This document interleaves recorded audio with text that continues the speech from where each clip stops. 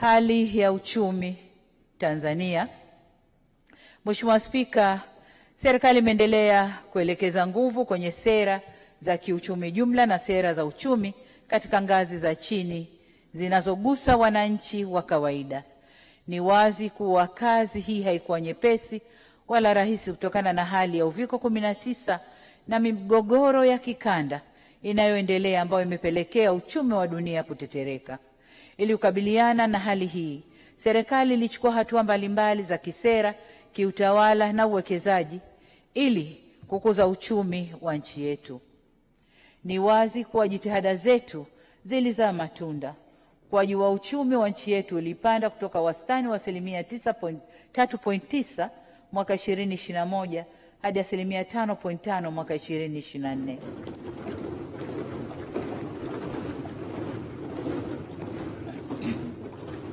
Ukuaji huu uko juu ya wastani wa ukuaji wa bara la Afrika ambao ni 4% kwa mwaka 2024. Aidha, wakati uchumi wa dunia unatarajiwa kukua kwa wastani wa 2.3 mwaka 2025, Shirika la Fedha Duniani linakadiria kuwa kasi ya ukuaji wa uchumi wa Tanzania mwaka huu 2025 utafikia 6%. Pato ghafi la taifa limeongezeka kutoka shilingi trilioni 156.4 mwaka 2021 hadi kufikia shilingi trilioni 205.84 mwaka 2024. Hivyo basi pato la wastani la Mtanzania nalo limeongezeka kutoka shilingi bilioni 2,367,411 mwaka 2020 hadi shilingi milioni 2,938,634 mwaka 2024. Pia shilingi yetu imeendelea kuimarika.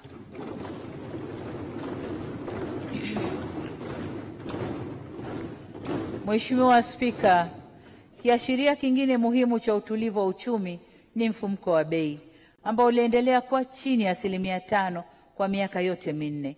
Kiwango hiki sio tu kipo ndani ya lengo letu kama nchi la kuhakikisha hakizidi 5%, bali pia ni miongoni mwa viwango bora Afrika Mashariki na kiko chini ya wastani wa mfumuko wa bei ulioshuhudiwa barani Afrika, hali inayotokana na utekelezaji madhubuti wa sera za fedha na bajeti na uhakika wa upatikanaji wa chakula katika masoko ya ndani kutokana na kukuza tija katika kuzalisha au uzalishaji wa chakula. Mheshimiwa Spika, mauzo yetu ya bidhaa nje ya nchi yameongezeka kutoka dola za Marekani bilioni 6.39 mwaka 2021 hadi kufikia dola za Marekani bilioni 8.7 mwaka 2024, na kutunisha akiba yetu ya fedha za kigeni ambapo hadi mwezi Aprili 2025 tulikuwa na akiba ya dola za Marekani bilioni 5.6 inayotosheleza kuagiza bidhaa na huduma kwa miezi 4.5 kama ilivyo lengo la Jumuiya ya Afrika Mashariki. Aidha, kufuatia marekebisho ya sheria ya madini sura ya 123, Benki Kuu ya Tanzania iliweza kununua na kuweka na kuwa na akiba ya kilo za dhahabu 3,424 zilizonunuliwa kwa gharama ya shilingi bilioni 702.3 na ununuzi unaendelea ili kuimarisha zaidi kiwango cha akiba tulicho nacho. Mheshimiwa Spika, kuhusu suala la makusanyo ya kodi, nilielezea Bunge kwamba ningependa kuona wafanyabiashara, wawekezaji na wananchi wanaelimishwa na kutambua kwamba kodi ndio msingi wa maendeleo ya nchi na hivyo wawezeshwe kulipa kodi bila kutumia mabavu. Katika kufikia azma hii, serikali imeimarisha mifumo ya kielektroniki ya ukusanyaji mapato, udhibiti wa mianya ya kupoteza mapato, kuanzisha jukwaa la kodi na uwekezaji na kuijengea uwezo Mamlaka ya Mapato Tanzania na mamlaka nyingine za ukusanyaji mapato ya serikali. Jitihada hizo zimeongeza ukusanyaji wa mapato ya ndani kwa mwezi kutoka shilingi trilioni 1.5 1 mwezi Novemba 2020 hadi shilingi trilioni 3.09 mwezi Machi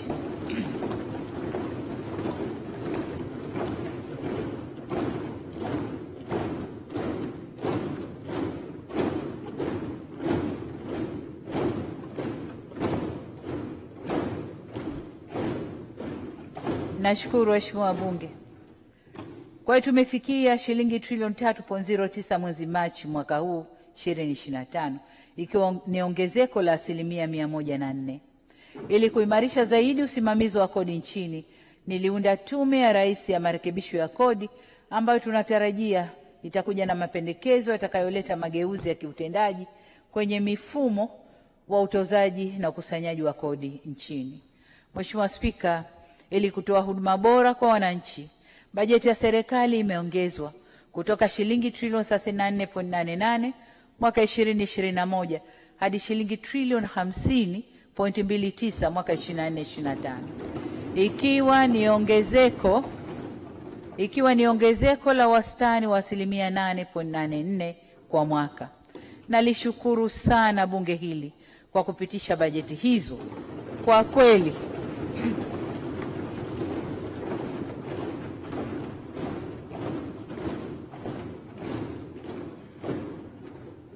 Kwa kweli bajeti zilizokuwa zikipitishwa na bunge hili zimekuwa kichocheo kikubwa cha maendeleo kwa kuboresha huduma za kijamii na kuwezesha utekelezaji wa miradi mbalimbali ya kimkakati.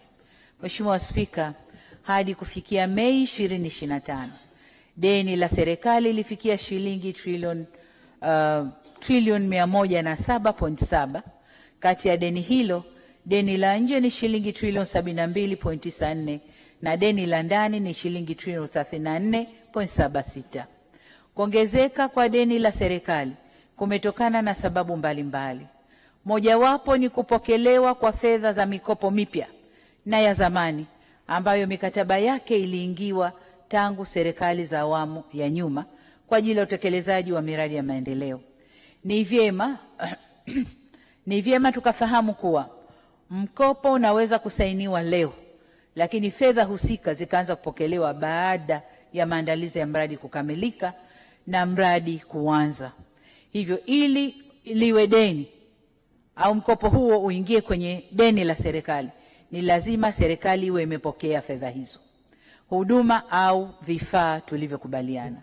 Hivyo ni vyema wananchi wakaelewa kuwa katika awamu ya 6, pamoja na kusaini mikopo mipya, lakini pia tumeendelea kupokea fedha za mikopo ambayo ilisainiwa katika vipindi tofauti na kuongeza kiasi cha deni la serikali. Kwa mfano, awamu ya 6 imepokea kiasi cha shilingi trilioni 11.3 ikiwa ni mikopo iliyosainiwa na awamu zilizopita. Sababu nyingine ya ongezeko la deni la nje ni kuimarika kwa dola ya Marekani dhidi ya shilingi ya Tanzania. Kwa mfano, mwezi Machi 2021, kiwango cha kubadilisha shilingi ya Tanzania dhidi ya dola za Marekani kilikuwa shilingi 2298.5, wakati mwezi Machi mwaka huu 25 kiwango hicho kilikuwa 2650. Hivyo endapo deni la serikali litatajwa kwa shilingi za Tanzania, ni lazima lionekane limeongezeka. Mathalan, kwa sasa deni limeongezeka kwa zaidi ya shilingi trilioni 3.9 kutokana na exchange rate. Hatua hii ya kushuka kwa thamani kwa shilingi dhidi ya dola ya Marekani isichukuliwe kama ni hatua hasi, bali ilikuwa ni hatua muhimu ya kukabiliana na mtikisiko wa uchumi wa dunia. Mheshimiwa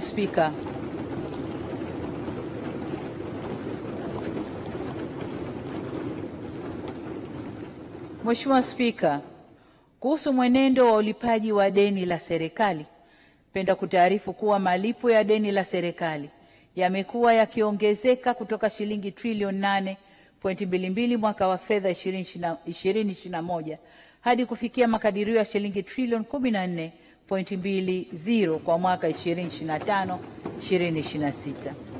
Ongezeko hili ni kutokana na kuiva kwa mikopo ya muda mrefu na mikopo yenye masharti ya kibiashara iliyokopwa katika awamu zilizopita kwa ajili ya miradi ya maendeleo.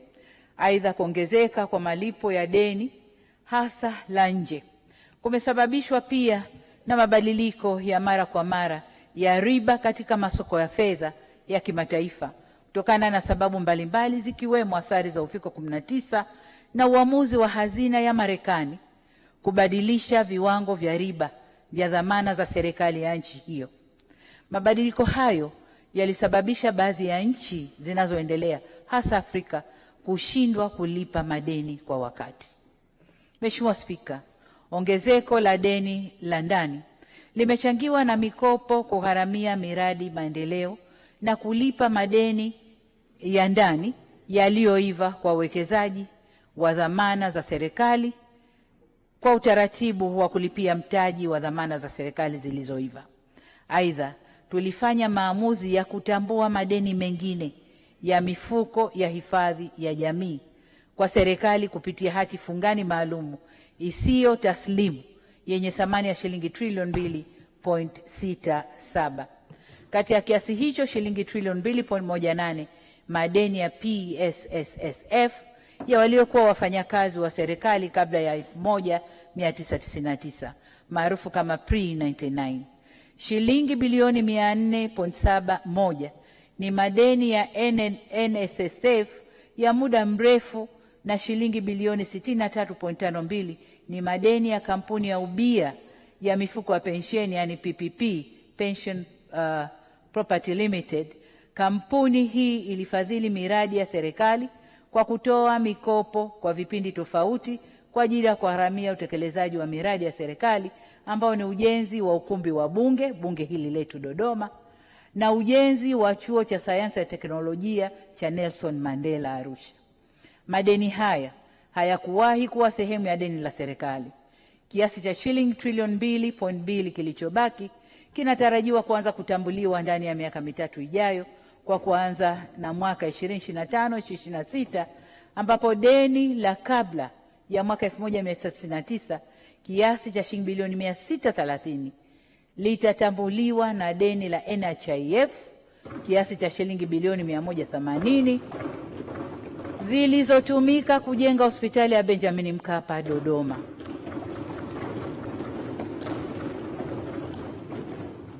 Lengo la hatua hizi ni kunusuru mifuko ya hifadhi ya jamii yenyewe, lakini pia kuhakikisha wastaafu wetu waliotumikia taifa wanapata mafao kwa wakati. Kwa ujumla, tumeyatambua madeni haya na kuweka kwenye deni la serikali, deni la ndani, ili kutoa nafuu kwa mifuko yetu. Mheshimiwa Spika, nimeona niaseme haya kwa urefu ili Watanzania waelewe kuhusu swala hili la deni la taifa ambalo hupotoshwa mara kwa mara. Aidha, niwahakikishie Watanzania kuwa serikali inaendelea kuchukua hatua kuhakikisha deni linaendelea kwa himilivu. Tutaendelea kuimarisha ukusanyaji wa mapato ya ndani ili kupunguza utegemezi wa mikopo katika ugharamiaji wa bajeti zetu. Tutaendelea kuelekeza fedha za mikopo katika miradi inayokuza mapato ya ndani na mauzo ya bidhaa na huduma nje ya nchi. Tutaendelea kuhakikisha maafisa masuuli wanazingatia maandalizi ya msingi ya mradi kabla kuingia mikataba kwa mujibu wa sheria, kanuni na miongozo ikiwemo sheria ya mikopo, dhamana na misaada sura 134. Vile vile tutaendelea kuimarisha ufuatiliaji na usimamizi wa miradi inayotekelezwa kwa mikopo ili kuhakikisha inaleta tija iliyokusudiwa. Mheshimiwa Spika, kwa upande wa nidhamu ya matumizi ya fedha na mali za serikali, tumeendelea kuelekeza nguvu zetu katika kupunguza matumizi yasiyo ya lazima, kuimarisha utaratibu wa manunuzi serikalini na ukaguzi wa hesabu za serikali. Kwa upande wa ununuzi wa bidhaa na huduma, tumehakikisha sheria ya mamlaka ya ununuzi wa umma inafanya kazi ipasavyo ili kuhakikisha kuwa kuna usimamizi thabiti wa sheria hiyo na kanuni zake. Mheshimiwa Spika, sote tunafahamu kwamba mipango si matumizi. Hivyo basi, katika kuimarisha matumizi sahihi ya fedha tunazozikusanya na kukopa, tuliunda tena tume ya mipango ili kuhakikisha mipango ya kisekta inafungamana na malengo ya kitaifa pamoja na rasilimali tulizonazo. Mheshimiwa Spika, tumesimamia utekelezaji wa Dira ya Taifa ya Maendeleo ya mwaka 2025 kwa mafanikio makubwa.